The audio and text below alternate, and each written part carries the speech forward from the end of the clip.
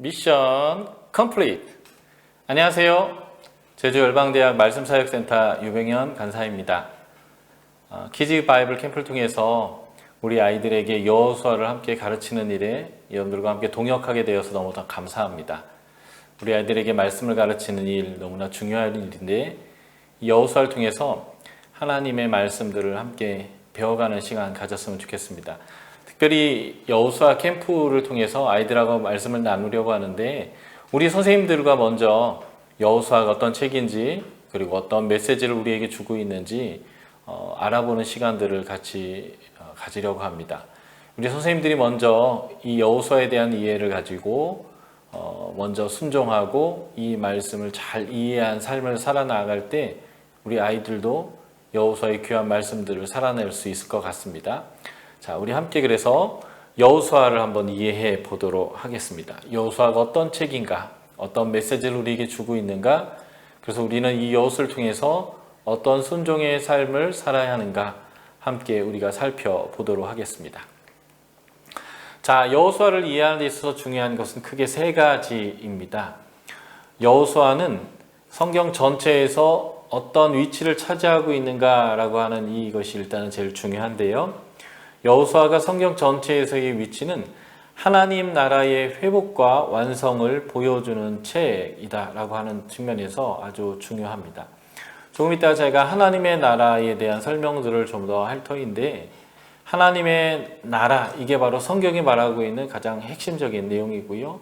지금 우리가 하나님의 나라를 이루기 위해서 지금 살아가고 있는데 이 여호수아는 바로 이 하나님의 나라의 회복과 완성이라고 하는 측면에서 우리에게 큰 교훈을 주고 있습니다.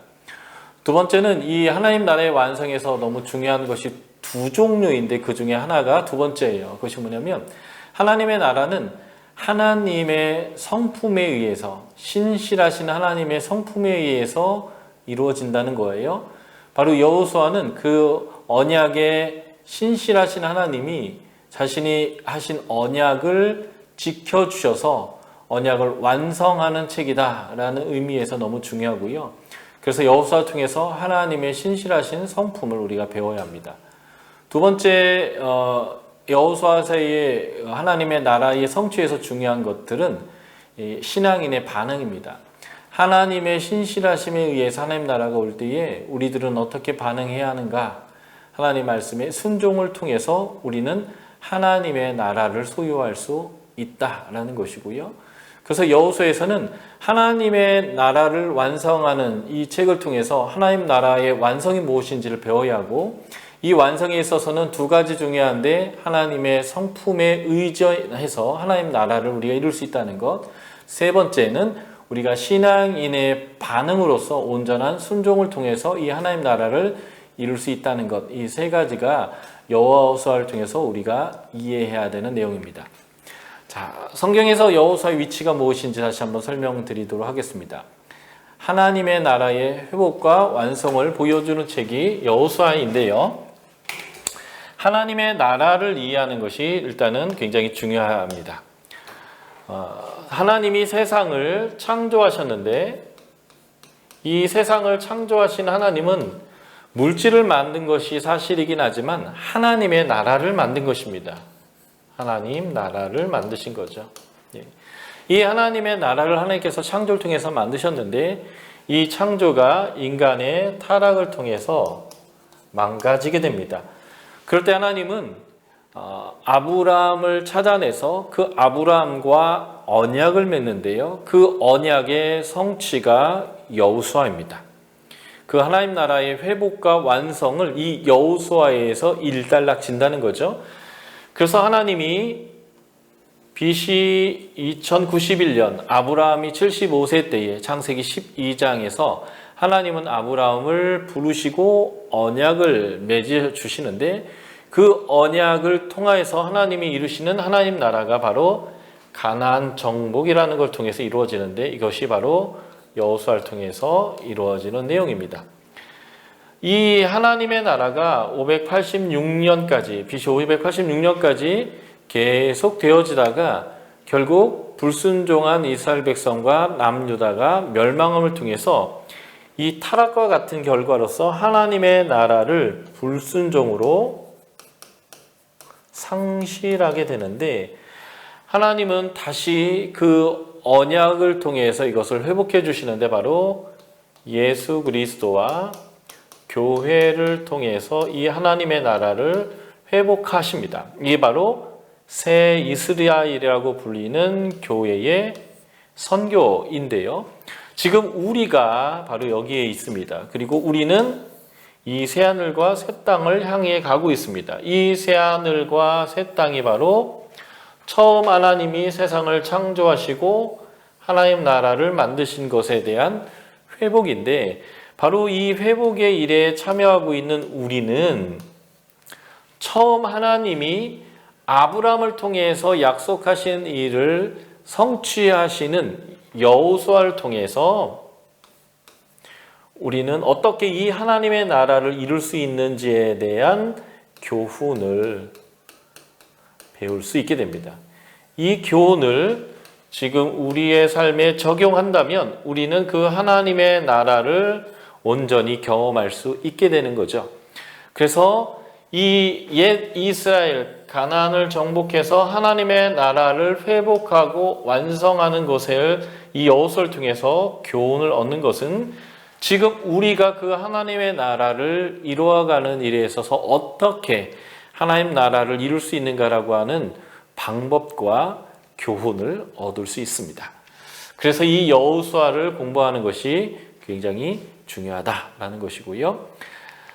자, 그러면 창세기 1장 2장에 나오는 창조는 무엇인가라는 것에 대해서 먼저 배우도록 하겠습니다. 창조는 우리는 물질을 창조했다. 그래서 하늘과 땅이라고 하는 물질 중심으로 우리가 세상을 바라보지만, 창세기에서 말하는 창조는 하나님의 나라를 세웠다라고 하는 것을 보여주는 것이 창세기의 메시지입니다. 창세기 1장 2장의 세상 창조는 하나님의 나라의 창조다라는 것을 이제부터 설명드리도록 하겠습니다. 자, 창세기 1장 1절 2절을 여러분들이 한번 펴보시면 좋겠습니다. 창세기 1장 1절에서는 하나님이 태초에 하늘과 땅, 천지를 창조하셨다라고 얘기하는데요. 1장 2절에 가면 그 창조를 설명하기 전에 창조 이전의 상태를 자연과학적인 설명이 아니라 신학적인 설명으로서 창조 이전의 상태가 어떠했는지를 보여주고 있습니다. 이렇게 돼 있죠. 땅의 상태가 있는데 혼돈하고 공허하며 흑암의 기품이 이 어둠이 있었다라고 하고 있는 거예요. 혼돈이란 말은 카이오스가 아니고요, 폼레스입니다. 막 뒤섞여 있는 그런 것을 의미하는 것이 아니라, 무질서를 의미하는 게 아니라요, 형태 없다예요. 형태가 없다. 두 번째, 보후라는 단어는요, 속에 아무것도 들어있지 않고 텅 비어 있다라는 의미가 됩니다. 그리고 오직 어둠만 있었습니다. 사실 빛이 없었다는 거죠. 빛이 없었고 형태가 없었고 안에 들어있는 것이 없었다. 하나님이 채워넣지 않은 상태여서 안에 아무것도 들어있지 않았다라고 하는 이 세 가지의 상태가 창조 이전의 상태라면, 창조 이후의 상태는 이 세 가지의 하나님의 통치가 이루어지는 내용들입니다. 창조는 이렇게 되어지죠. 하나님이 이르시되, 하나님이 무엇인가 말씀을 하셨습니다. 말씀하셨다는 것은 무엇을 의미할까요? 뜻을 정하신 거예요. 그 뜻을 정한 것을 바깥으로 내보내신 거죠. 그래서 하나님이 그 뜻을 명령하셨는데, 뭐뭐 하라, 되라 라고 했더니 그것이 그대로 되었습니다. 하나님이 원하는 것을 말씀하셨을 때 그대로 되었는데, 그때 하나님이 보시기에 좋았더라 라고 표현하는데, 이 좋았더라 라는 단어가 히브리어 토부라는 단어인데요, 굿입니다. 굿, 선하다, 옳다, 좋다, 이런 의미인데요, 무엇을 의미하냐면 하나님이 원하시는 일이 이루어지는 것이 선이라는 것입니다. 하나님의 뜻이 이루어지는 것이 선이라는 거고요. 창조는 결국 뭐냐면 하나님의 뜻을 세상 가운데 펼치시고 하나님이 세상을 통치하셨다라는 것을 보여줍니다. 그래서 창조를 이렇게 도표로 그려보도록 하겠습니다. 자, 창세기 1장 2절에 보면 땅이 혼돈했고요. 폼레스, 형태가 없었고 땅이 비어 있었고요. 아무것도 들어있지 않고 어둠 가운데 있었는데 거기에 하나님의 영, 루아흐가 하나님의 영이 임재하시는 것으로부터 하나님 나라가 만들어지기 시작합니다. 마치 이 땅을 무엇이라고 표현하냐면 물과 같았다라는 거예요. 그래서 하나님의 영은 수면 위를 운행하셨다. 물의 표면 위를 운행하셨다라고 표현하는 것이지요. 바로 여기에 하나님이 원하시는 뜻, 하나님이 기뻐하는 뜻을 말씀하기 시작했고 그 말씀대로 되었는데 첫째 날, 둘째 날, 셋째 날의 창조는 바로 이 어둠 가운데 빛을 비추신 사건이고 그리고 혼돈, 폼레스의 형태를 부여하신 사건입니다. 그래서 첫째 날에는 빛이 있으라 하셨고 빛과 어둠의 형태, 폼을 하나님께서 만드셨고요. 둘째 날에는 이 물덩이 정중앙의 가운데에 공간을 만드셨어요. 그래서 위의 물과 아래의 물로 나누셨습니다. 다시 말해서 폼레스의 위아래라고 하는 폼을 하나님께서 짜주신 거죠. 그리고 셋째 날에는 무엇을 하셨을까요? 이 아래의 물을 한 곳으로 몰아내고 묻이 드러나게 하시고 물이 범람하지 못하도록 경계를 그으셨습니다. 그래서 시편 또는 이사야서, 욥기 같은 이러한 구약의 책에서 창조주 하나님을 표현할 때 물의 경계를 그으신 분, 물의 한계를 정하신 분이라고 하는 표현을 사용하는데 이게 바로 이 창조에 대한 표현입니다. 그러므로 첫째 날, 둘째 날, 셋째 날은요, 흑암과 혼돈에 하나님이 임재하셔서 거기에 질서를 부여하신 사건입니다. 그리고 넷째 날, 다섯째 날, 여섯째 날은 첫째, 둘째, 셋째와 쌍을 이루는데 무엇을 하시냐면 하나님이 만들어 놓은 빛과 어둠이라고 하는 폼에 위와 아래라고 하는 폼에 그리고 좌우죠. 물과 육지라고 하는 이 폼에다가 비어있지 않도록 하나님이 채워 넣는 작업을 하시는 것이 넷째 날, 다섯째 날, 여섯째 날입니다. 그래서 넷째 날에는 이 빛을 주관하는 광명체, 낮을 주관하는 태양과 밤을 주관하는 달과 별을 만들어서 채워 넣으셨습니다. 하나님 만드신 낮이라고 하는 곳과 밤이라고 하는 곳에 채워 넣으셨죠. 그리고 다섯 번째 날에는 위 공간에는 새를 만들어서 집어넣고 이 아래 공간에는 물고기를 만들어서 채워 넣으셨습니다. 그리고 하나님이 복을 주셨죠. 생육하고 번성하라 하면서 생명들이 가득하도록 하셨습니다. 여섯째 날에는 이 땅이라고 부르는 곳에 비어있지 않도록 짐승과 사람을 만들어서 채워 넣습니다. 이럴 때 비어있는 곳에 하나님이 기뻐하는 것이 가득하게 했고 거기에 또 생명이 가득했고요. 그러면서 무엇이 생겼을까요? 질서라는 것이 생겼습니다. 질서죠. 해와 달과 별이 있으므로 하루, 한 달, 1년, 일월 성시라고 하는 것이 발생하게 되고요. 짐승들이 생기면서 먹이 사슬이 생기고요. 사람과 짐승이 육지에 생겨지면서 사람이 세상을 통치하는 하나님의 질서가 세워졌습니다. 그리고 제7일에 하나님 뭘 하셨을까요? 제7일에 안식하셨습니다. 하나님이 세상을 며칠 동안 만들었을까요? 라고 묻는다면 많은 분들이 6일 동안 만들었다라고 설명합니다. 그 이유가 뭘까요? 하나님이 물질을 며칠 동안 만들었을까요? 라고 하는 질문으로 이해하는 거예요. 우리는 세상을 바라보는 그 관점이 과학적 세계관으로 훈련되어져 있습니다.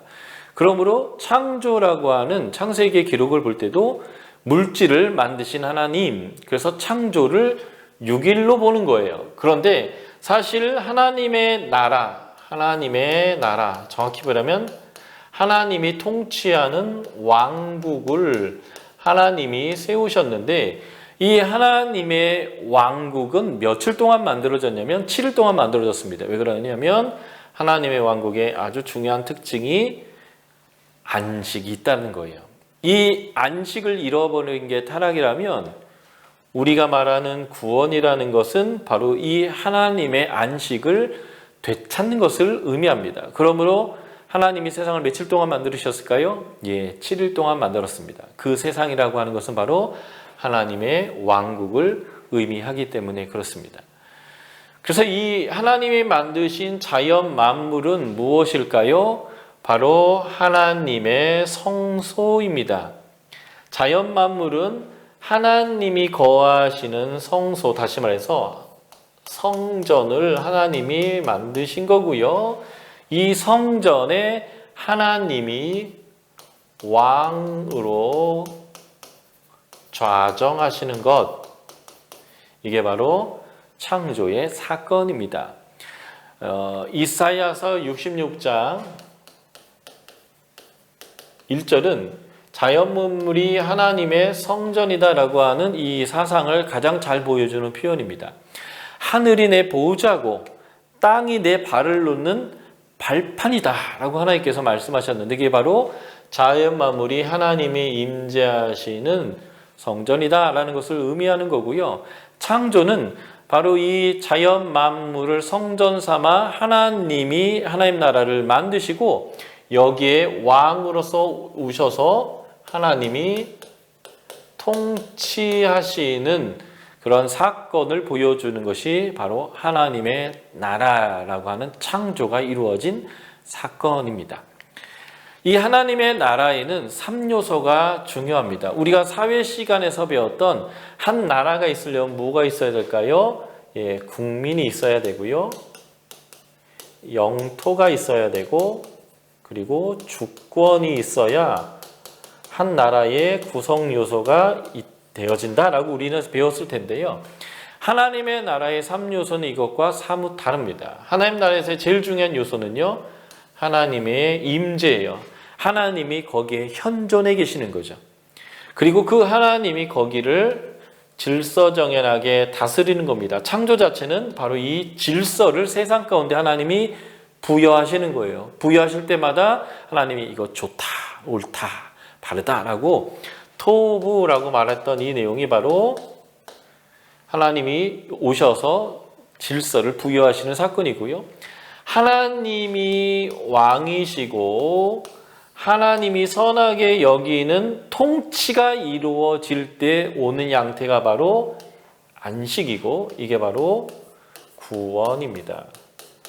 우리가 예수 그리스도로 말미암아 구원을 받게 되는데요. 그 구원이란 뭐냐면 하나님과 만나고 함께 교제할 수 없는 우리의 죄된 상태를 하나님과 만날 수 있는 정결한 상태로 예수 그리스도의 피로 우리를 만들어 주시는 거예요. 그래서 하나님이 우리의 주인으로, 왕으로 임재하시는 것, 그리고 그분의 옳고 그름의 기준이 우리의 옳고 그름의 기준으로 자리 잡는 하나님의 성품과 방법이 우리 가운데 자리 잡는 하나님의 통치가 우리의 삶에 임하는 거죠. 그럴 때 우리는 세상이 줄 수 없는 평안을 경험하게 되는데, 그것이 바로 구원받는 그 순간부터 영원까지 이 하나님의 안식을 누리는 걸 뭐라고 표현해요? 영생한다 라고 표현하는 것입니다. 우리는 죽지 않고 영원히 산다라고 하는 개념을 영생이라고 말한다면 예수 믿지 않아도 다 영생합니다. 지옥 가도 영생한단 말이죠. 지옥의 특징이 뭐예요? 고통스러워서 죽고 싶어 죽겠는데 죽을 수 없어서 죽겠는 것이 지옥이죠. 지옥 가도 살기는 영원히 삽니다. 우리가 말하는 영생의 중요한 개념은 이거예요. 하나님이 나와 함께 계시는데 왕으로 계시고, 그래서 그분이 나를 다스리시고, 그분의 공의로운 통치 안에서 우리가 영원토록 안식을 누리는 것, 이게 바로 구원입니다. 이게 하나님 나라의 3요소, 하나님의 임재와 통치와 안식인데, 하나님은 이러한 하나님 나라를 만드셨다라고 창세기 1에서 2장에서 말씀하는 것입니다. 이 하나님의 나라를 3장에서 타락하면서 이 하나님의 나라를 상실합니다. 이 상실한 하나님의 나라를 다시 찾는 것, 이것이 바로 하나님이 창세기 12장에서 아브라함을 부르셔서 언약을 맺고 그 언약을 여호수아에서 성취하시게 되는 거예요. 그래서 창세기 12장부터 여호수아 24장까지가 이 창세기 1장, 2장에서 세워졌던 하나님의 나라를 회복하는 과정을 보여주는데, 우리가 지금 이 캠프에서 배워야 되는 여호수아는 이 하나님의 나라의 완성을 보여주는 책입니다. 하나님 나라의 완성을 우리가 경험하는 거죠. 그래서 이 여호수아를 통해서 하나님 나라의 완성의 방법이 무엇이며 어떻게 우리 가운데 하나님 나라가 오는지를 배우게 되게 될 것입니다. 자, 이것을 한번 도표로 볼게요. 세상을 하나님이 창세기 1장부터 2장 3절까지 창조했습니다. 이게 제7일이죠. 6일까지 창조했다라고 하는 사람들은 창세기 1장에서 창조가 끝난 거예요. 그러나 하나님이 세상을 창조하신 것은 하나님의 나라를 창조하신 거고, 그 하나님 나라의 완성은 하나님의 다스림 안에서 안식을 누리는 거다라고 하는 관점에서는 창조는 2장 3절에서 끝나는 거죠. 이것은 하나님의 나라, The Kingdom of God, 하나님의 왕국이 세워지는 것이고요.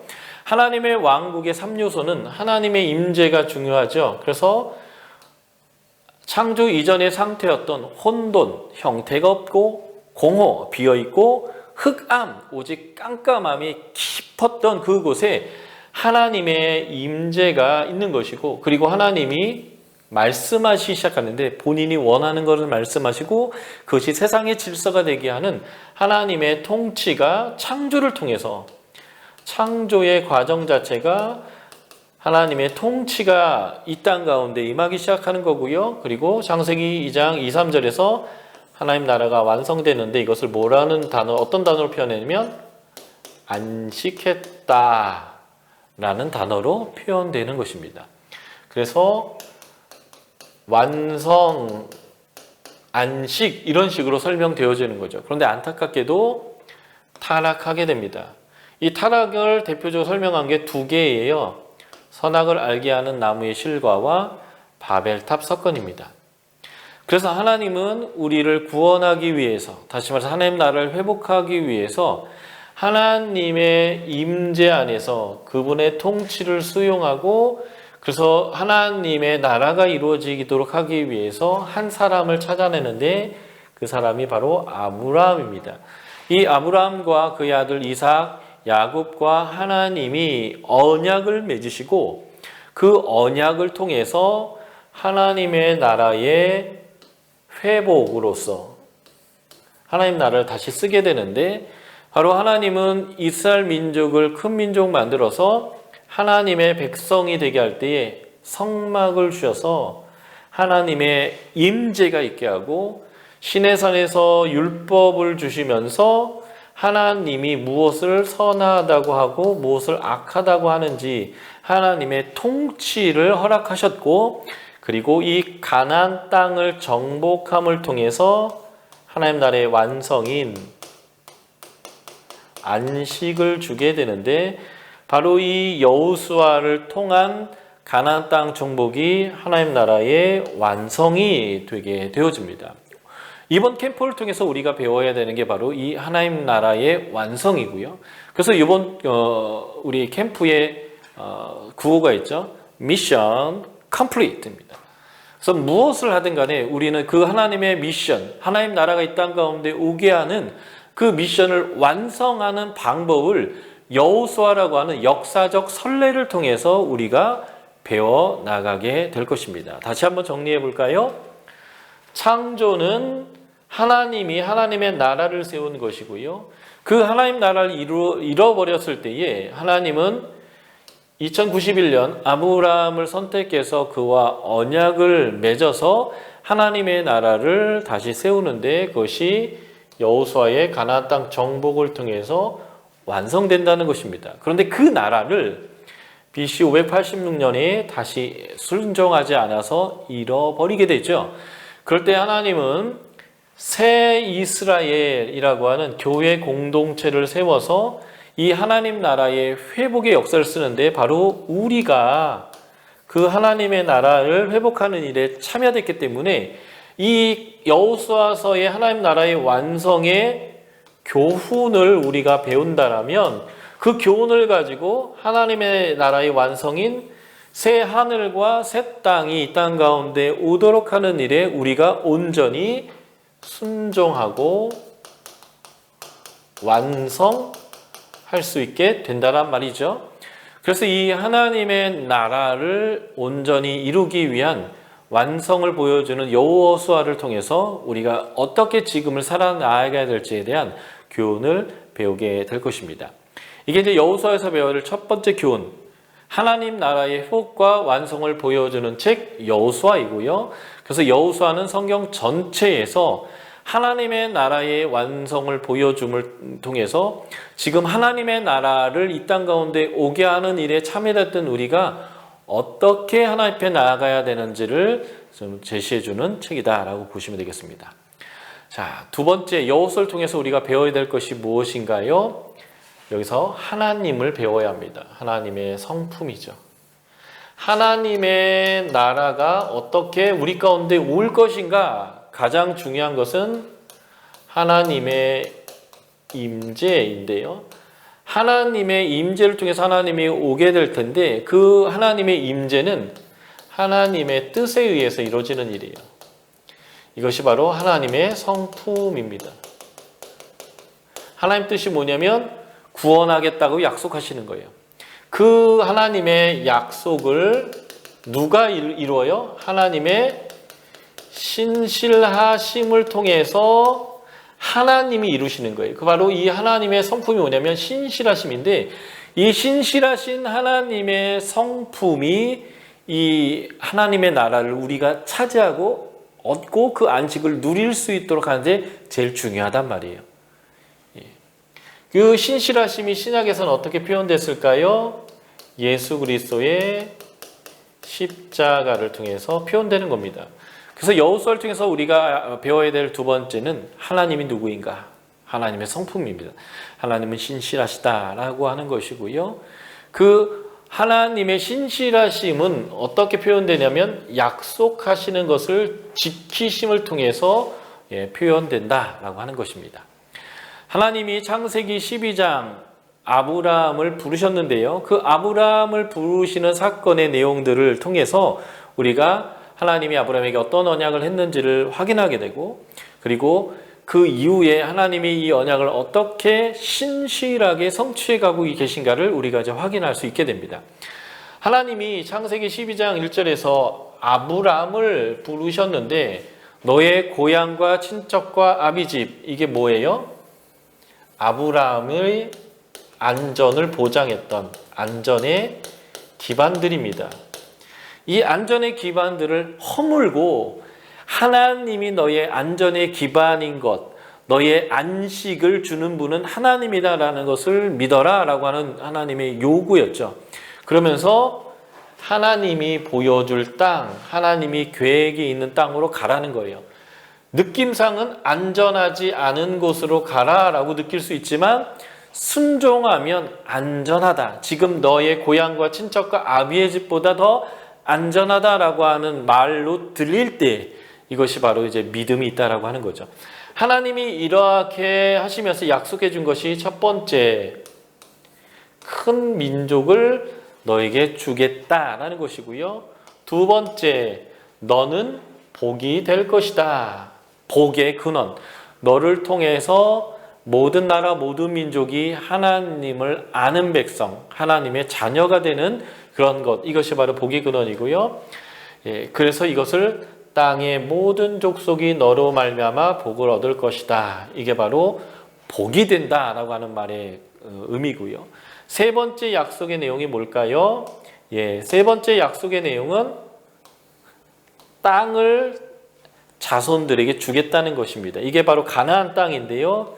이것을 성취하는 책이 여호수아다라는 것이고, 바로 이것의 성취를 통해서 이게 뭐냐면 하나님의 임재와 통치 다음에 주어지는 게 뭐예요? 안식이죠.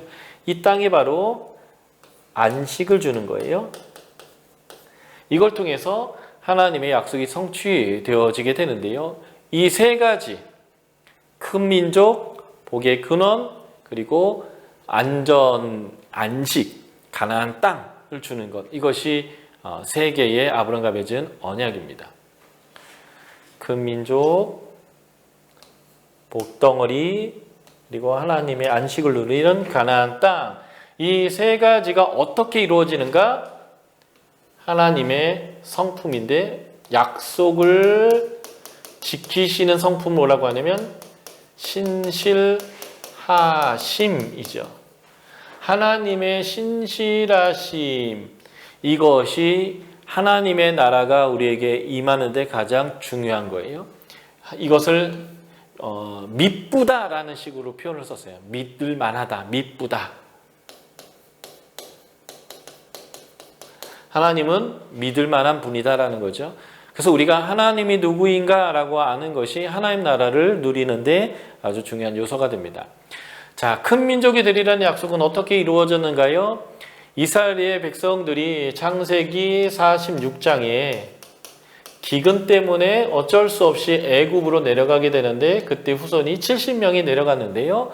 그들이 430년 만에 60만 3,550명이 되었습니다. 물론 이 숫자는 어른 남자만을 표현하기 때문에 어른 남자도 20살부터 60살까지 20대, 30대, 40대, 50대 이렇게 네 그룹이죠. 그 이전에 0세부터 1세부터 19살까지, 그리고 60세부터 그 이상의 나이까지의 남자들이 포함되어 있지 않을 뿐만 아니라 모든 여자는 포함되어 있지 않습니다. 그래서 200에서 300만 명 정도가 될 것이라고 추정하는데요. 70명이 200에서 300만이 되는 이 과정을 통해서 큰 민족에 대한 약속이 성취되는 것입니다. 이 약속이 성취될 때는 하나님의 주권적 섭리를 통해서 하나님이 이 일을 주도하셨습니다. 이 일을 위해서 이 사람들이 잘 먹고 잘 살 수 있는 풍요로운 곳이 필요했어요. 소위 말해서 인큐베이터 같은 것이 필요했는데 이것이 바로 애굽입니다. 그래서 하나님은 애굽에 요셉을 먼저 보내시고 그가 총리가 되게 하셨습니다. 그가 총리가 되는 과정도 하나님의 지혜로 꿈을 해석해서 총리가 되었죠. 그 총리가 된 요셉 때문에 고센 땅이라고 하는 가장 좋은 땅을 거기에 수여받게 되고, 거기에서 70명이 200에서 300만이 되도록 하나님께서 모든 것들을 다 준비해 주셨다는 거예요. 그리고 하나님이 때가 차니까 이들을 가나안 땅으로 옮기시려고 할 때 하나님이 애굽에 새로운 왕을 세웠습니다. 이 새로운 왕이라는 것은 왕조를 바꿔버린 거예요.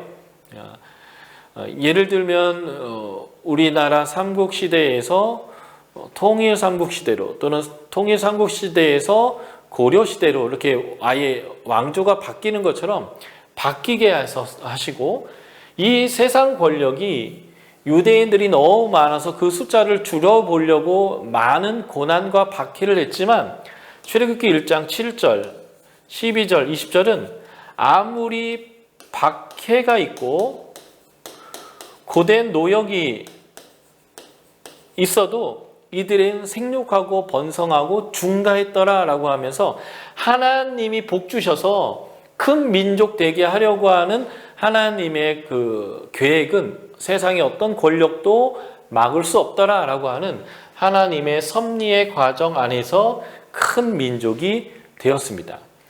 그러면 복의 근원이 되는 삶은 어떻게 성취되었을까요? 애굽에 내려간 그 순간부터 가나안에 가는 그 모든 과정들이 하나님의 복을, 하나님이 누구인지를 모든 나라와 모든 민족에게 알리는 그 과정을 통해서 이미 성취되어졌습니다.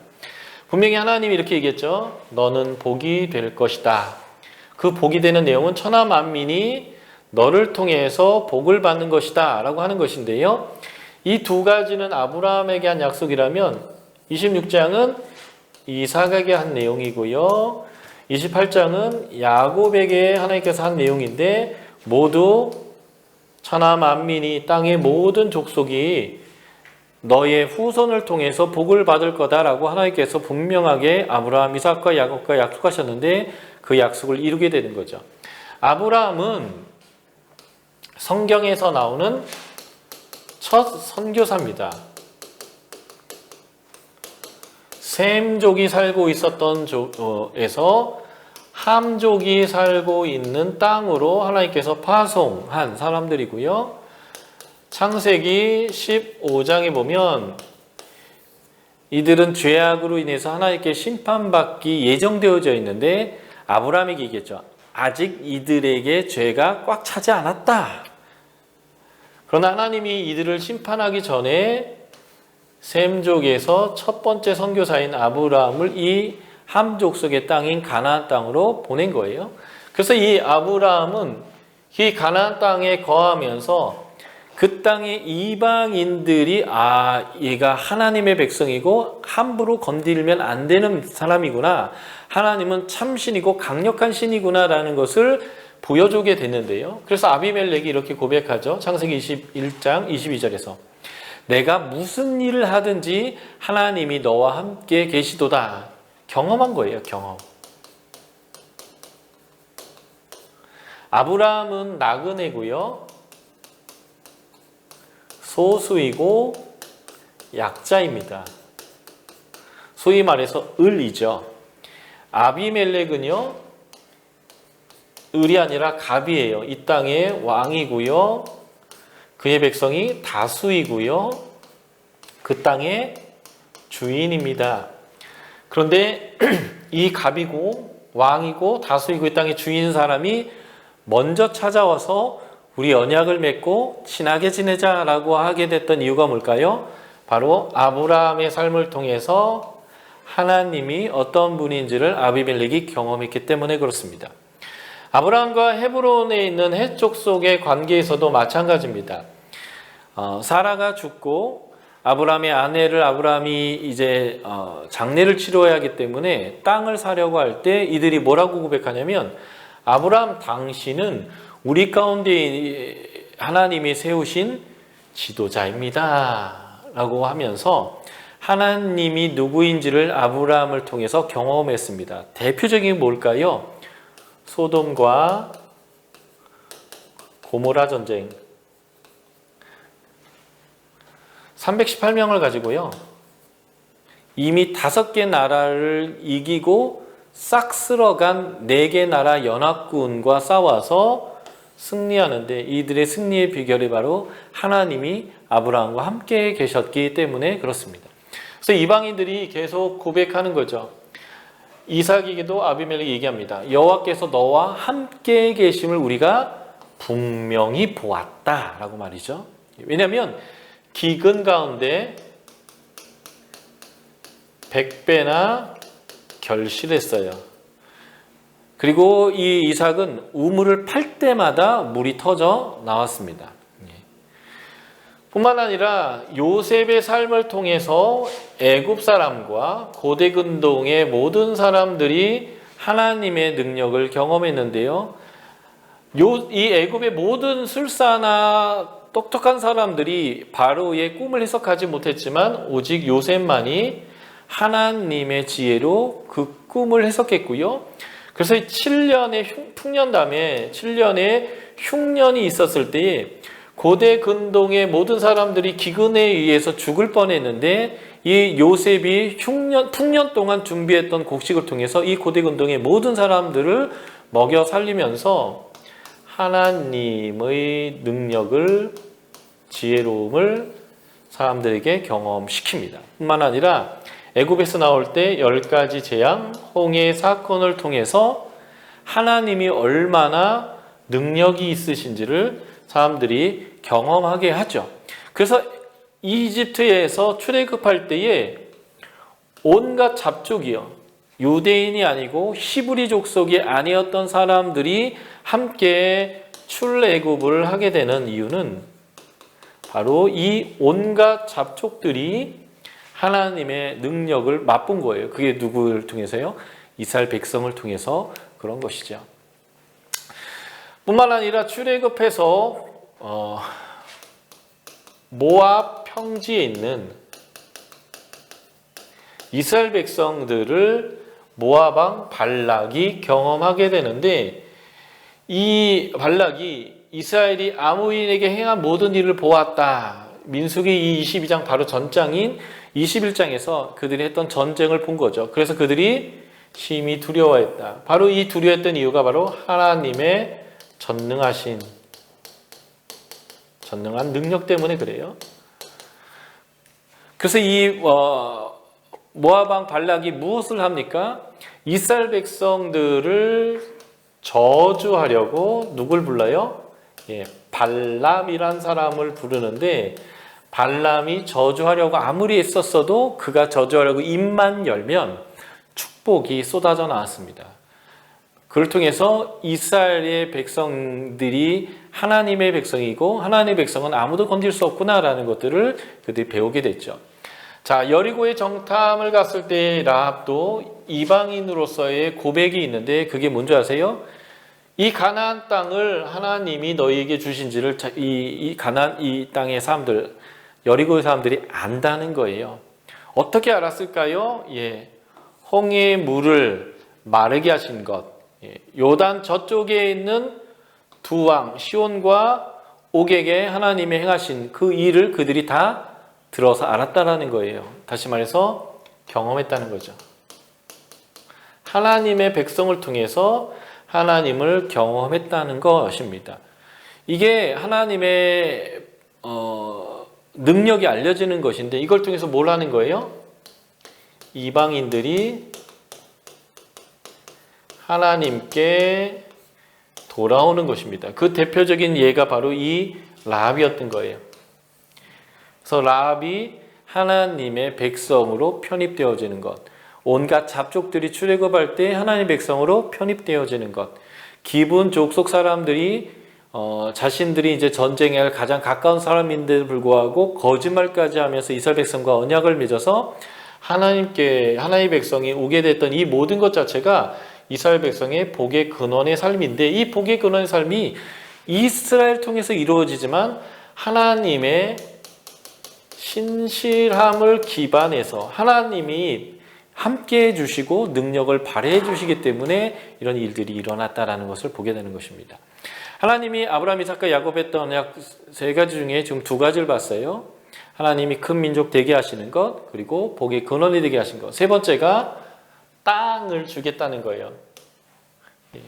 가나안 땅에 대한 약속은 하나님께서 아브라함, 이삭, 야곱 모두에게 반복적으로 이 땅을 너희의 자손에게 영원히 주겠다라고 하나님께서 약속하셨습니다.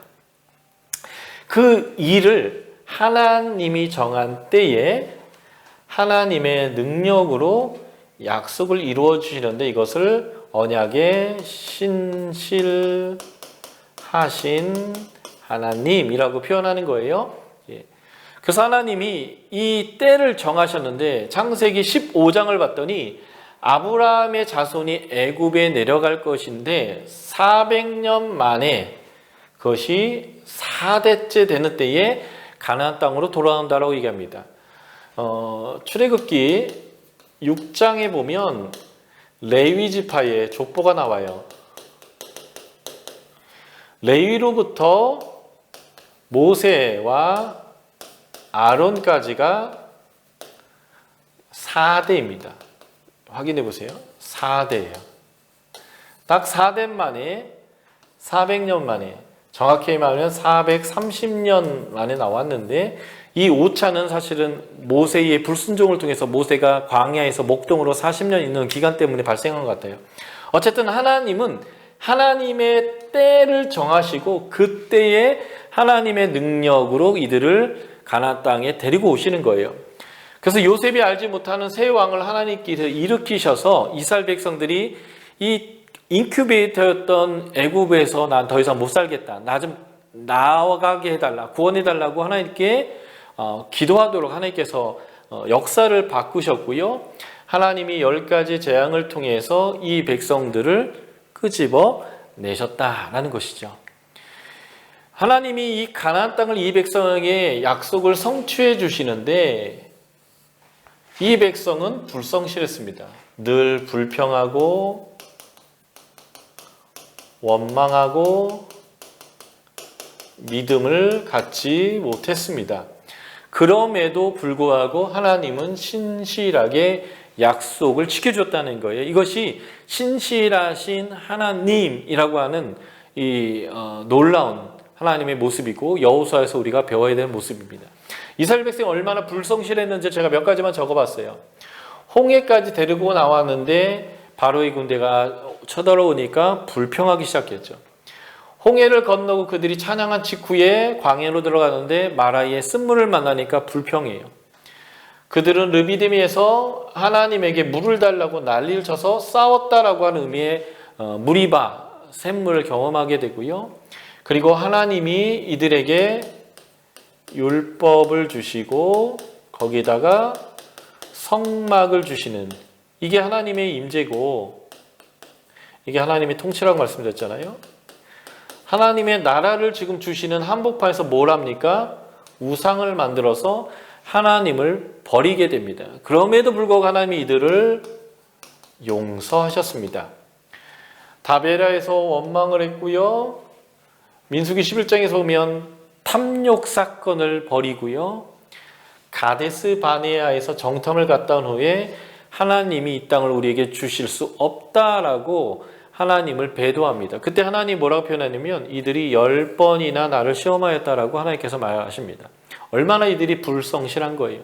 고라당이 반란을 일으키고 또 출애굽 2세대가 무리바에서 르비딤에서의 무리바는 1세대 출애굽한 첫 세대고요. 여기는 출애굽한 지 40년째 해 1월에서 5월 사이에 광야에서 태어났던 이 백성들이 똑같이 하나님 앞에 불평합니다. 그리고 하나님이 불평하는 자들에게 노뱀도 보내셨고요. 시딤에서는 하나님이 아닌 바알을 섬기는 우상 숭배까지 하게 됩니다. 이런 불성실한 이스라엘 백성을 향해서 하나님은 어떻게 하셨을까요? 하나님은 자신이 한 약속, 아브라함, 이삭, 야곱과 맺은 이 언약을 하나님이 하신 언약이기 때문에 이 백성의 이러한 불순종하고는 상관없이 일정하게 하나님이 지켜주셨다는 거예요. 이것이 바로 신실하신 하나님입니다. 그래서 하나님은 신명기 32장 10에서 12절 출애굽한 지 40년째 해 11월 1일 모세가 이스라엘 백성에게 준 말이 이 신명기인데 이 모세가 이 40년을 회상하면서 이렇게 표현하는 거예요. 여호와께서는 그를 황무지에서 짐승이 부르짖는 광야에서 이스라엘을 만나시고 호위하시고 보호하시며 자기 눈동자와 같이 지켰다라고요. 불성실하고 믿음이 없음에도 불구하고 하나님은 신실하셨다. 바로 이 하나님의 성품 때문에 우리가 하나님의 나라를 차지할 수 있고 하나님 나라를 가질 수 있다는 것입니다. 바로 이 하나님의 신실하심에 하나님의 능력이 더하여지는 거죠. 하나님의 때에 하나님의 능력으로 하나님의 약속을 하나님이 지켜주셔서 가나안 땅을 갖게 되는 거예요. 그래서 하나님 어떻게 하십니까? 요단강을 멈추게 합니다. 홍해를 가르신 것처럼 요단강을 멈추게 하셔서 이들이 마른 땅으로 가나안 땅으로 진입하게 하시고요. 여리고 성을 무너지게 하십니다. 그 성벽은 높았어요. 그리고 거기에 있는 군대들은 강했지만 하나님이 성벽을 무너뜨리신 거예요. 이스라엘 백성들이 뭐 공성태를 만들고 거기에다 막 바위들을 쏴대고 해가지고 무너뜨린 게 아니라 전적으로 하나님의 능력만으로 이 일을 해 주신 것입니다. 그리고 하나님은 이스라엘 위해서 싸워 주셨고요. 그리고 대적들을 이스라엘의 손에 하나님은 넘겨 주셨습니다. 그러니까 전적으로 하나님 나라는 우리의 능력이 아니라 하나님의 능력에 의해서 우리에게 주어지는데 하나님의 신실하심을 기반으로 하나님의 능력으로 우리에게 주어진다라는 것을 배우는 거죠. 그래서 이 여호수아에서 우리가 배워야 될 중요한 두 번째는 하나님에 대해서, 하나님의 성품에 대해서, 하나님은 신실하시다라는 것을 배우는 것이고, 여호수아 제1과가 성경의 특징, 성경은 왜 어렵게 느껴질까요? 이고요. 그 일과의 두 번째 강의가 성경의 주인공은 하나님이십니다 라고 하는 것인데, 바로 이 신실하신 하나님, 언약의 하나님, 그 하나님에 대해서 일과를 통해서 여러분들이 배우시게 될 것입니다. 자, 여호수아에서 우리가 배워야 될 세 번째는요, 신앙인의 반응입니다. 우리는 어떻게 이 하나님의 나라를 소유할 수 있는가라는 거죠.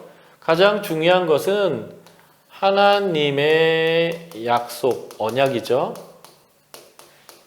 이 언약이 하나님이 신실하셔서 그분의 능력으로 우리에게 주시지만 하나님은 여기에다가 무엇인가 하나를 더 더하기를 원하십니다. 그것이 뭐냐면 태초에 하나님이 천지를 만드시고 인간에게 정복하고 다스리라고 말씀하신 것처럼 우리와 함께 하나님의 나라를 이루고 싶어 하시는 거예요. 그래서 하나님이 여기에 하나님의 백성의 순종이라고 하는 것을 얹어서 이루어 주시는 거죠. 사실은 우리의 능력은요, 하나님의 나라를 이룰 때에 사실은 너무 하찮은 것이고 그렇게 중요한 것은 아닙니다. 그러나 하나님이 원하는 게 있어요. 그게 뭐냐면 함께 하고 싶다는 거죠. 그래서 여호수아를 통해서는 우리는 네 가지의 순종을 배우게 되는데, 이 네 가지의 순종은 바로 하나님의 나라를 소유하는 네 색깔의 순종입니다. 그래서 우리는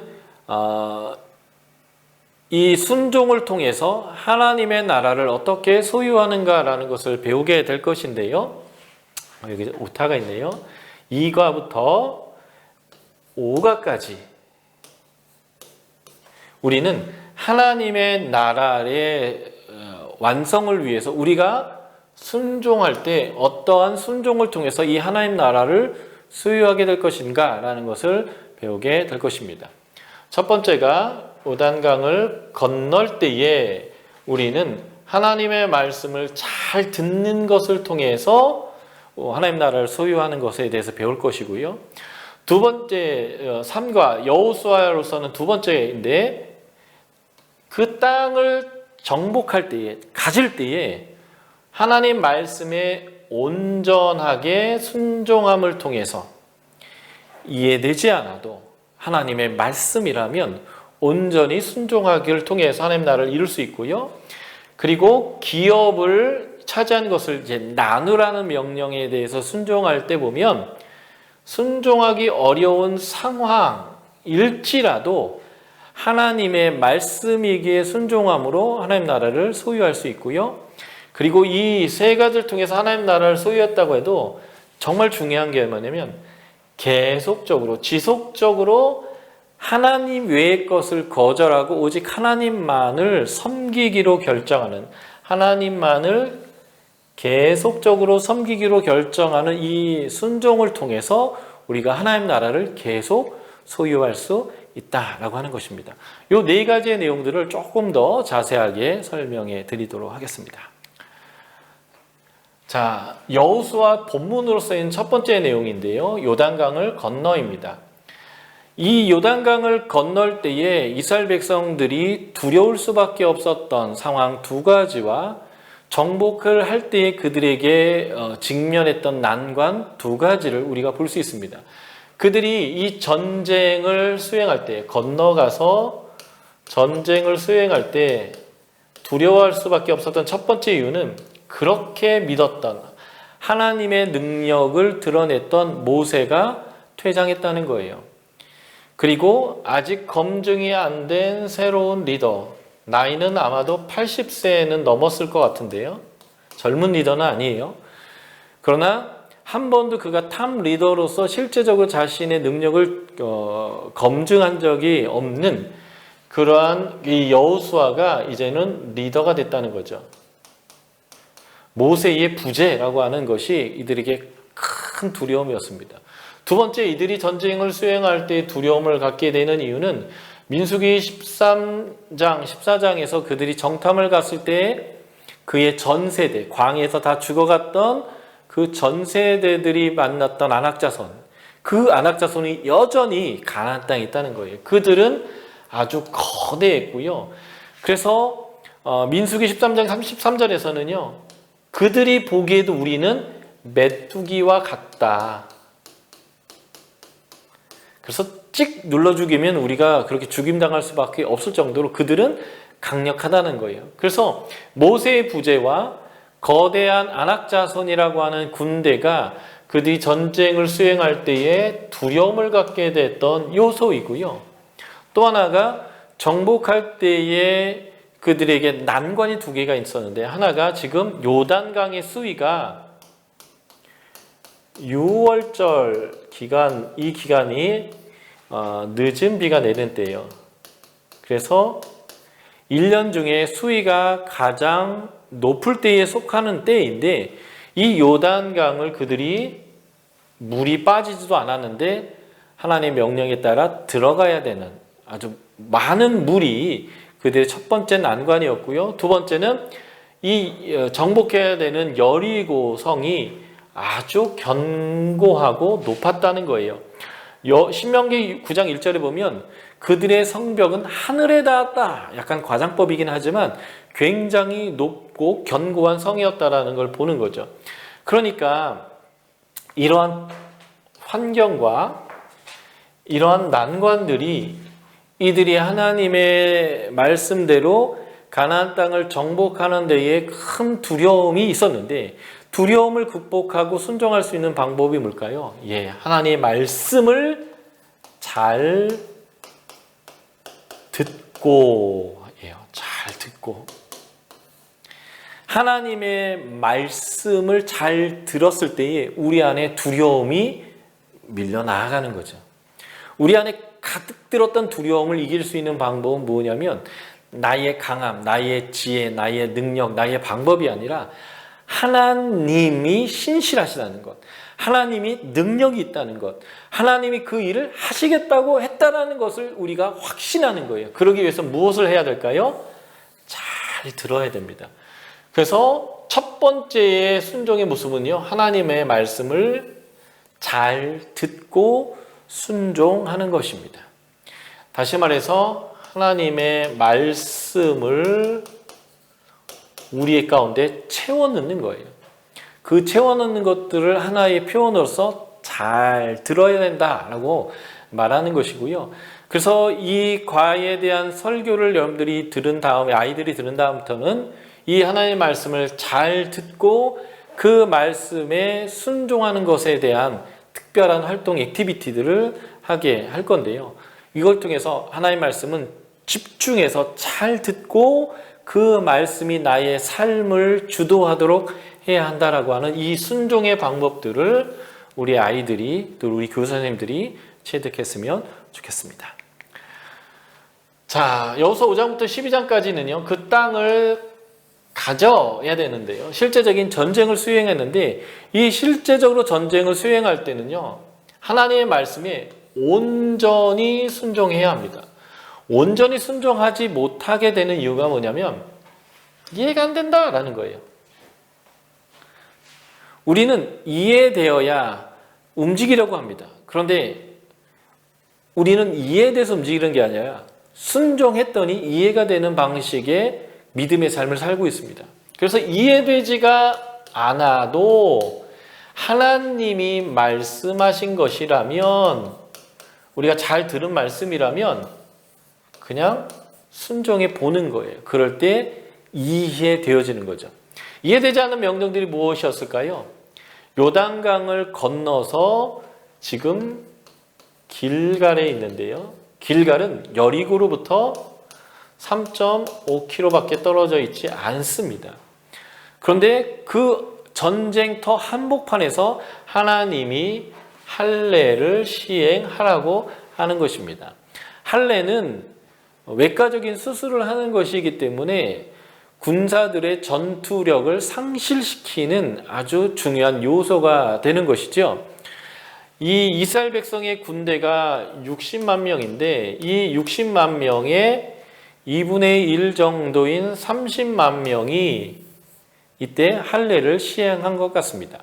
이 60만 명에 속해 있는 사람이요, 20에서 29, 30에서 39, 40에서 49, 50에서 60까지 이렇게 4세대거든요. 그런데 요 윗세대들은 처음 출애굽할 때 20살 미만으로서 애굽에서 나왔던 사람들이에요. 이 사람들은 할례를 애굽에서 하고 나온 사람들입니다. 지금 요 사람들, 이 군대의 2분의 1인 30만 명 정도 되는 사람들은 광야에서 태어난 사람들입니다. 이들이 바로 할례를 해야만 했던 사람들입니다. 요즘 같은 경우에도 할례를 하면 이제 우리는 고리를 잡는다, 포경 수술이라고 하는데요. 한 3일, 4일 정도, 뭐 짧으면 이틀 정도 고생을 하게 됩니다. 제가 중학교 때 보면 여름방학이나 겨울방학 때 저희 친구들이 이 포경 수술을 하고 나타나면 이렇게 엉거주춤해서 이렇게 걸어가는 것들을 많이 보았습니다. 요즘에는요, 외과적인 수술을 할 때에 아주 날카로운 메스를 가지고 싹 잘라내기 때문에 상처가 크지 않습니다. 그리고 깨끗하게 소독되어져 있는 도구를 가지고 깨끗하게 수술이 이루어졌을 뿐만 아니라 잘 소독을 하고 잘 처리를 하죠. 거기에다 항생제를 잘 먹고요. 그리고 환경적으로 깨끗한 곳에서 살기 때문에 2, 3일이면 아물 수 있습니다. 이스라엘 백성들은 어떻게 했을까요? 본문에 보면 돌칼을 사용해서 할례를 시행하라고 했는데 30만 명이에요. 30만 명. 이 30만 명을 하기 위해서 30만 개의 돌칼을 사용했을까요? 아니면 한 걸 계속 사용했을까요? 아마도 반복 사용했을 것 같아요. 그렇다고 지금 우리가 사용하는 알코올 같은 좋은 소독의 어떤 소독약이 있을 것 같지도 않고요. 그리고 돌칼이기 때문에 메스처럼 싹 잘리는 게 아니라 질근질근 잘려있기 때문에 아마도 상처가 컸을 거고요. 큰 상처에 좋은 소독약 그리고 항생제 같은 것도 없었겠고, 그리고 이것을 반복해서 사용했기 때문에 오염되어져서 그 상처에 대한 염증도 더 컸을 수 있어요. 그런 일을 했기 때문에 군대의 반 이상이 상당한 기간 동안 전투력을 상실할 수밖에 없었다는 거예요. 그것을 하라고 했을 때 여러분들 이해가 가세요? 이해가지 않는 거죠. 이해가 가지 않아요. 더 놀라운 것은 이것입니다. 전쟁을 수행해서 여리고성을 무너뜨려야 되는데 여리고성은 하늘에 닿을 정도로 높습니다. 그럼 이것을 어떻게 넘어뜨려야 되는지에 대한 하나님의 전술과 전략을 줘야 되는데 하나님의 전술과 전략은 무엇이었을까요? 찍소리하지 않고 성을 하나님이 정한 방식을 따라 도는 것입니다. 하루에 한 번씩, 그리고 제7에는 7번씩. 그래서 7일 동안 성을 도는 것이죠. 할례를 해서 너무 아파 죽겠는데 그 성을 돌라고 하면 이렇게 꾸부정해가지고 이렇게 걸으면서 아이고 아이고 아이고 하지 않았을까요? 그러면서 입에 불평이 막 올라왔겠죠. 그런데 불평의 소리를 멈추고 하나님의 방식을 따랐어요. 이해가 안 되죠? 뭔가 강력한 물리력을 행사해서 병족을 넘어뜨리거나 성벽을 뛰어넘을 수 있는 방법들, 이런 효과적인 합리적인 방식이 아닌 방식을 하나님이 제시했단 말이죠. 첫 번째, 전투력을 상실시키고, 두 번째, 그렇게 전투력이 상실된 백성들이 물리력을 가하지 않고 아무 말도 하지 않고 오직 하나님이 왜 이것을 하라고 하셨을까? 도대체 하나님 왜 이렇게 나에게 명령하셨을까? 이해되지 않지만 입을 닫고 하나님은 다 뜻이 있어. 다 계획이 있어. 하나님은 능력이 있어. 하나님은 신실해. 라고 하는 믿음을 갖도록 하나님이 요청하셨단 말이죠. 그걸 통해서 어떤 일이 일어났습니까? 승리를 쟁취하게 됩니다. 우리 아이들과 함께 그래서 이렇게 해서 여리고성을 도는 것들을 실습하면서 액티비티를 할 건데요. 그것이 무엇인가? 하나님을 신뢰하는 거예요. 이거 도대체 왜 하는데요? 재미없어요. 재미있고 재미없고 합리적이고 합리적인 게 아닌 게 아니라 하나님이 말씀하셨고 하나님이 하실 일이에요. 하나님의 능력이 하실 일이에요.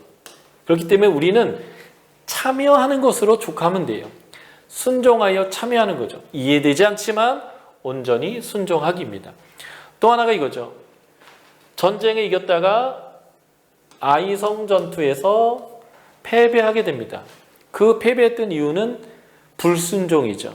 탐욕의 결과로서의 불순종한 아간의 죄 때문이었는데, 이 탐욕으로 인한 실패를 되돌릴 수 있는 방법은 이해되지 않지만 그 죄의 근원인 사람을 뽑아내어 그 가족을 다 몰살시키는, 죄를 제거하는 방법이었다는 거예요.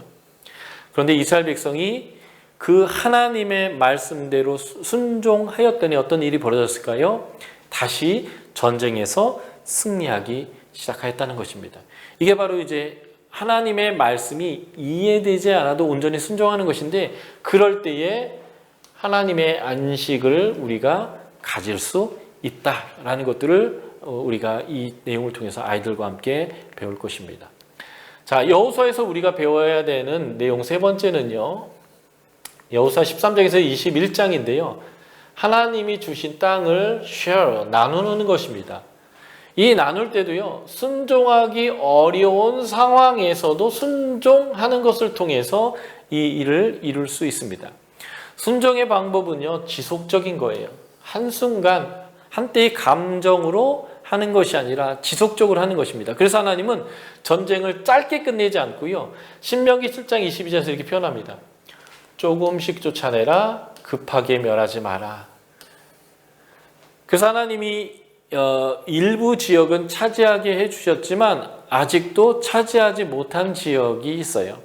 그 지역을 이제는 쫓아내고 차지하는 지속적인 순종을 해야 되는데, 이러한 순종을 통해서 기업을 나눌 때 우리가 이겨내야 되는 게 뭐냐면 탐욕을 이겨야 됩니다.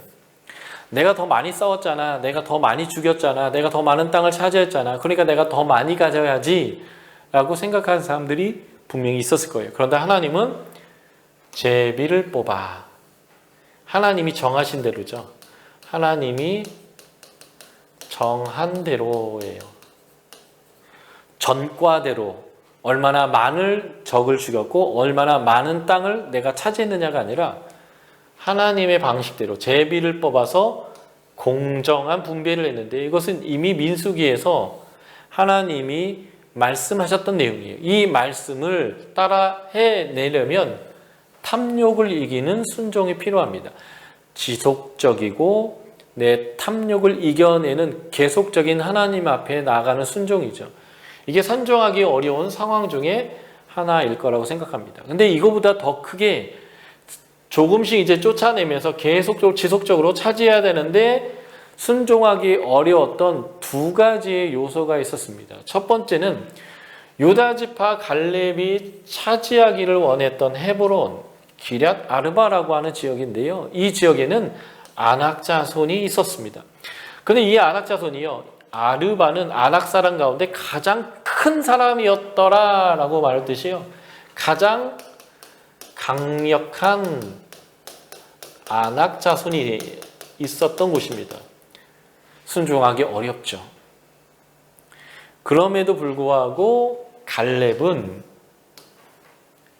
민수기 13, 14장에서 정탐을 갔다 와서 그들은 우리의 밥이라 라고 얘기했던 것처럼 하나님이 그 땅을 우리에게 주시기로 했다라고 하는 그 말씀 하나를 믿고 이 강력한 아낙자손, 순종하기 어려운 상황을 만드는 이 아낙자손을 전혀 두려워하지 않고 그 땅을 차지했다는 거예요. 우리가 순종할 때에 할 수 있으면 순종하고 할 수 없으면 순종하지 않고 하는 것을 선택하는 게 아니라 하나님이 말씀하셨다면, 하나님이 원한다면 하나님의 통치를 수용해서 순종하기 어려운 상황에서도 순종하기로 결정하는 것입니다. 그럴 때 우리가 하나님의 나라를 가질 수 있게 되고요. 또 하나의 순종하기 어려운 조건이 바로 요셉 지파죠. 에브라임인데요. 요셉 지파가 에브라임과 므낫세 두 개인데, 이 에브라임 지파의 여호수아가 이 지파 사람인데 차지해야 되는 땅에 철병거가 있는 거예요.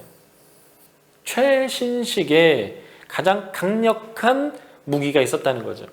그래서 이곳에는 철병거가 있어서 이스라엘 백성이 차지하기 어려웠습니다. 이스라엘 백성들은요, 애굽에서 나왔던 사람들이고 광야에 40년을 보냈던 사람들이에요. 소유가 없던 사람들입니다.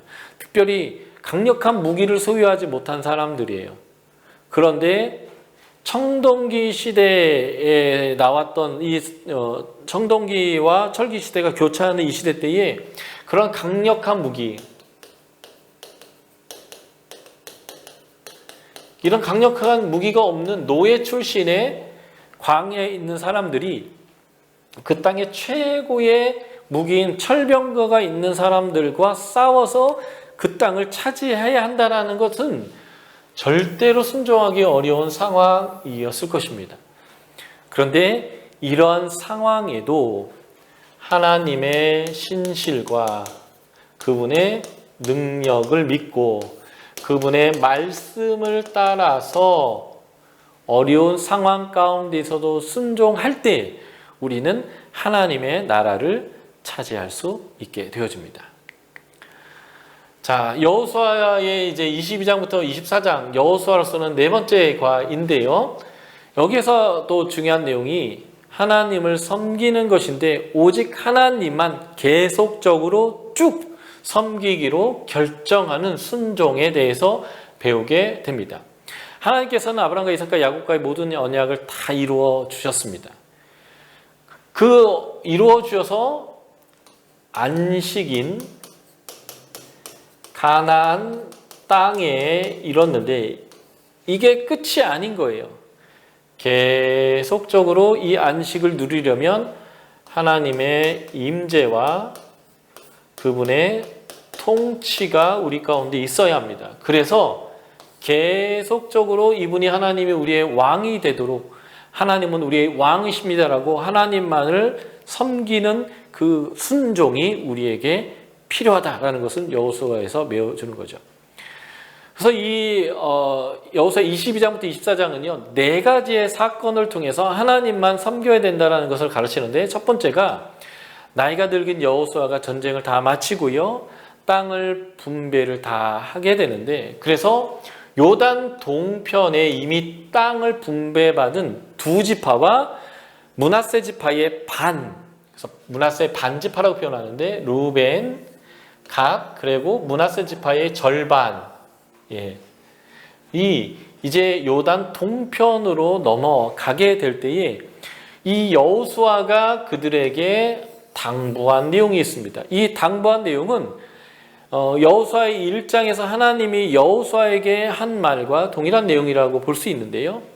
오직 여호와를 사랑하고 그 계명을 지켜서 친근히 하며 하나님을 사랑했을 때에 오는 태도가 되면 하나님의 말씀을 친근히 하는 거예요.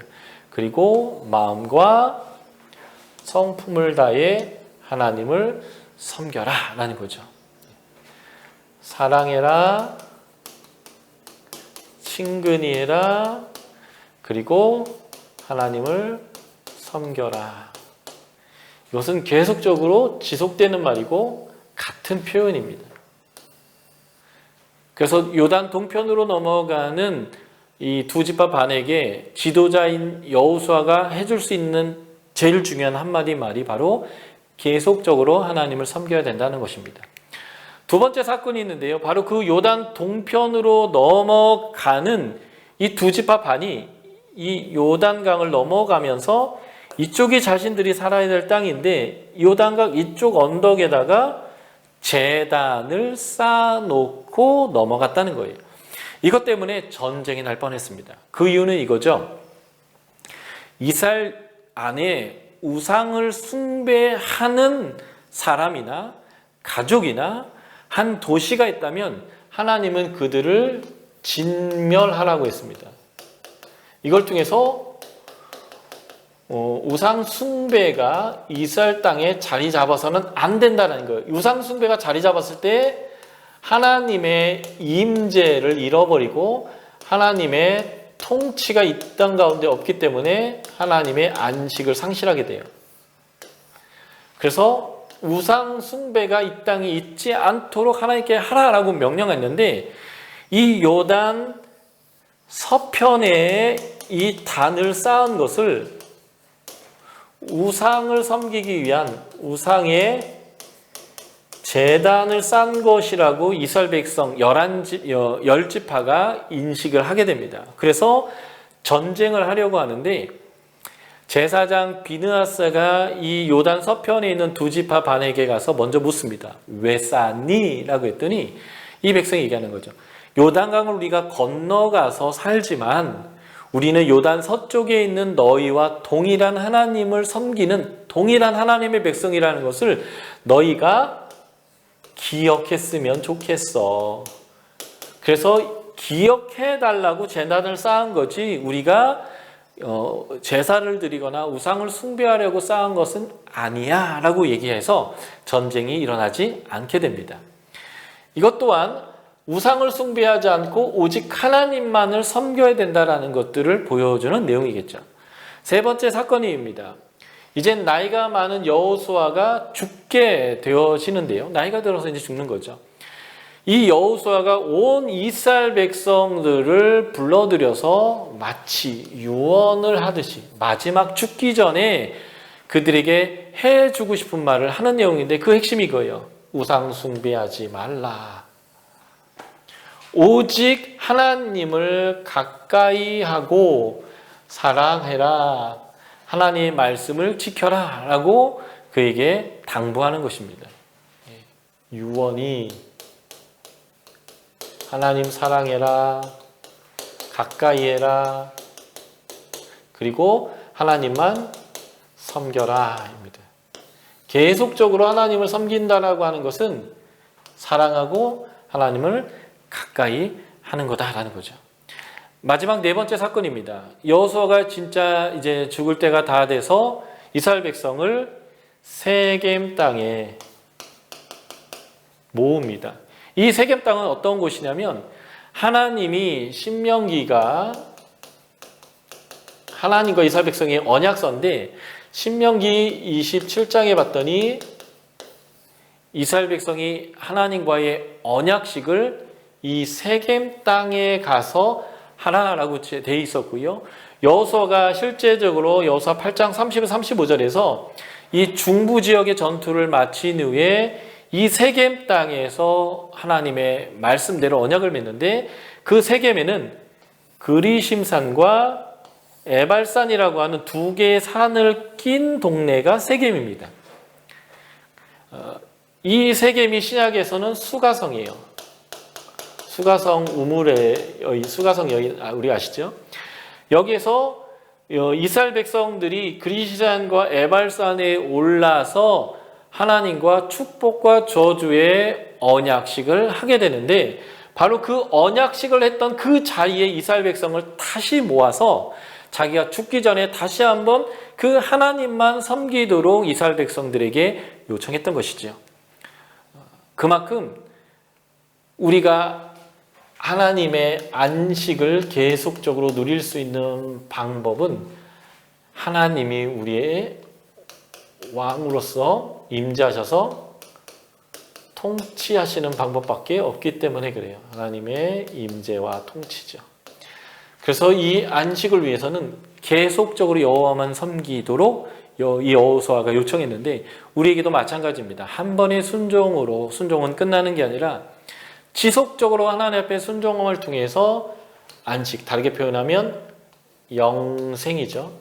하나님과 친하게 지내면서 하나님이 주시는 복을 영원히 누리는 이 영생을 누리는 방법이 바로 오직 하나님만 섬기는 이런 것입니다. 정리할까요? 미션 컴플리트. 이번 여호수아의 주제인데요. 이 여호수아의 책의 내용이 4가지인데 이것이 구어로 되어 있습니다. 요단강을 건너, 가나안 땅을 가져, 기업을 나눠, 하나님만 섬겨. 예, 이 4개의 주제인데, 요단강을 건너올 때는 어떻게 해야 돼요? 잘 듣고 순종하는 것입니다. 이것이 두려움을 이기는 방법이에요. 가나안 땅을 가지는 방법은 무엇일까요? 이해되지 않아도 온전히 순종하는 것입니다. 순종은 우리의 능력으로 하는 것이 아니라 하나님이 하실 일에 우리가 참여하는 것이기 때문에 그렇습니다. 기업을 갖는 방법은 무엇일까요? 예, 순종하기 어렵더라도, 어려운 상황 가운데서도 우리 하나님의 능력과 신실하심을 믿고 순종하는 것입니다. 그리고 하나님만 섬겨 우리가 계속적으로 이 영생을 누리고 하나님의 나라를 누리는 방법은 계속적으로 하나님하고 친하게 지내는 것입니다. 그래서 하나님의 말씀을 같이 하고 하나님과 친근히 여기면서 오직 하나님만을 섬기는 이런 걸 통해서 우리가 하나님 나라를 온전히 누릴 수 있습니다. 자, 여러분들, 이 여호수아의 내용이 아주 단순하고 명쾌하죠. 하나님 나라를 온전히 누리는 방법과 그 하나님 나라를 어떻게 계속 유지하는가를 이 여호수아를 통해서 우리가 배웠는데, 우리 아이들과 함께 이 하나님의 나라의 방법들을 익히고 하나님 나라가 이 땅에 속히 오도록, 마라나타 어서 오십시오라고 하는 그 하나님의 나라가 올 때까지 우리가 하나님 나라를 이루는 일에 함께 참여했으면 좋겠습니다. 미션 컴플리트. 감사합니다.